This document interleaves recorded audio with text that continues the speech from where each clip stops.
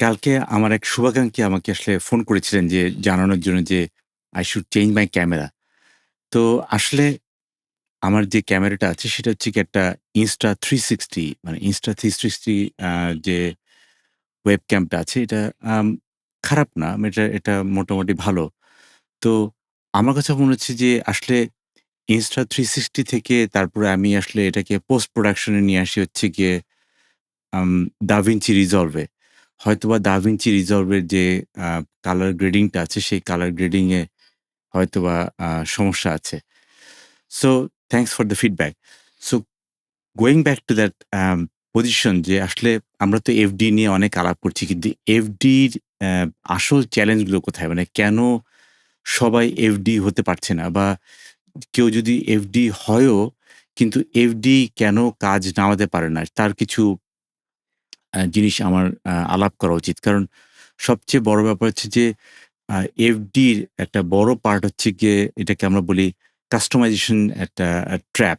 মানে আমি যে কাস্টমাইজেশন করতেছি, এই কাস্টমাইজেশন ট্র্যাপ এ পড়ে আসলে আমাদের যে কোর প্রোডাক্ট আ যে কোর প্রোডাক্ট যে রোড ম্যাপ আছে এবং তার পাশাপাশি যে এক্সট্রা মানে জিনিস আমাকে এড করতে হবে এবং ফাইনালি এই এক্সট্রা কাজের জন্য যে একটা আলাদা একটা মেইনটেন্যান্স বার্ডেন এই ৩ জিনিসটা কিন্তু একটা ডিফিকাল্ট টাস্ক। সো আমি মনে করি যে একটা ফিচার এড করা, ২ টা ফিচার এড করা এটা একটা জিনিস। আর আরেকটা জিনিস হচ্ছে গিয়ে পুরো জিনিসটাকে চেঞ্জ করা that is also another thing. So এই যে কাস্টমাইজেশন ট্র্যাপ টা এটা একজন এফডির ইঞ্জিনিয়ারের জন্য কিন্তু একটা বড় প্রবলেম।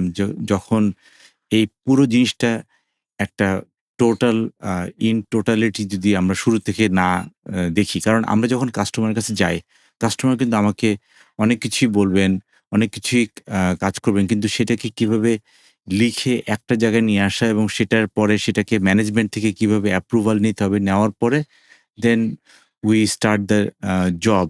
এবং আরেকটা ব্যাপার হয় যে এই কাস্টমাইজেশন করতে গিয়ে দেখা যাচ্ছে যে I'm doing some customization and I'm breaking some.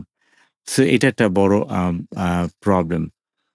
আরেকটা জিনিস হয় সেটাকে আমরা বলি যে এফডির কাজগুলো কিন্তু বেশ a high ambiguity kind of understanding থাকে যে আসলে আমরা শুরুতে যখন একটা কাস্টমার এনভায়রনমেন্ট এ আমরা যখন ল্যান্ড করি অ্যাজ এ এফডি তখন ১ম কথা যেটা হয় যে অনেক কিছুই যেটা আমার কাছে মনে হয় যে these are not structured. Of course এই স্ট্রাকচারড নেস করার জন্যই তো আমরা আসলে এফডি রা যাই। তো যখন একজন এফডি একটা কাইন্ড অফ লাইক একটা মেসি এনভায়রনমেন্ট এ আম আম ল্যান্ড করে, তারপর হচ্ছে গিয়ে তার যেই প্রজেক্টটা আছে সেই প্রজেক্ট স্কোপটা আ অনেকটাই আনডিফাইন্ড এবং সেই যে রিকোয়ারমেন্ট টা আছে, যে রিকোয়ারমেন্ট গুলো একটার পর একটা মানে কাস্টমারের সাথে বসতে একেকটা রিকোয়ারমেন্ট আসে। সেই একেকটা রিকোয়ারমেন্ট অন দ্য ফ্লাই যে আসছে, সেটাকে ঠিকমতো নেওয়া এবং সেটাকে আবার কানেক্ট করা। তো এটা একটা আ বড় ইস্যু আমার কাছে মনে হয়। আরেকটা জিনিস আমার কাছে মনে হয় যে আম কনটেক্সট সুইচিং মানে আমরা আসলে এই যে যখন আমরা এটাকে CI/CD পাইপলাইন এ ফেলছি বা আমরা একটা ডিপ টেকনোলজিক্যাল এক্সিকিউশন নিয়ে কাজ করছি, তার মধ্যে হঠাৎ করে ক্লায়েন্টের সাথে নিয়ে আ কাজ ক্লায়েন্টের সাথে নিয়ে আবার আলাপ করা, কিছু নন টেকনিক্যাল বিষয়, তখন কিন্তু আমাদের জন্য একটু ডিফিকাল্টি হয়। তো এইজন্য আমার কাছে যেটা মনে হয় যে while people are writing some production code or maybe handling some data pipeline, but at the same time, he that FD is consulting, I mean, high level consulting with the customer or with the stakeholders. So this is the context switching is sometimes difficult for some people. আরেকটা জিনিস আমি মনে করি যে যেটাকে আমি দেখছি যে ফিডব্যাক লুপ ফ্রিকশন।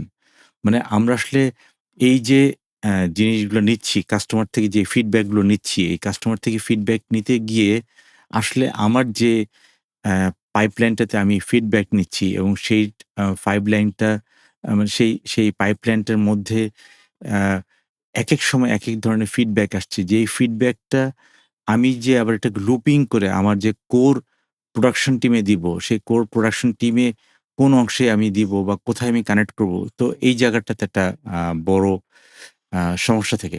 বাট আমি মনে করি যে of course FD is a challenging job. Otherwise why would people would pay fortune for that? তো এইজন্য আমার কাছে মনে হয় যে একজন FD has to be a well-rounded person. He has to be customer focused. He has to be like he has to own the project, and then finally he has to deliver. So এটা একটা বড় part. In the meantime, যারা FD সম্বন্ধে একটু জানতে চান যে কিভাবে এফডি কাজ করে, এফডি আ আসলে ওদের কাজটা কি?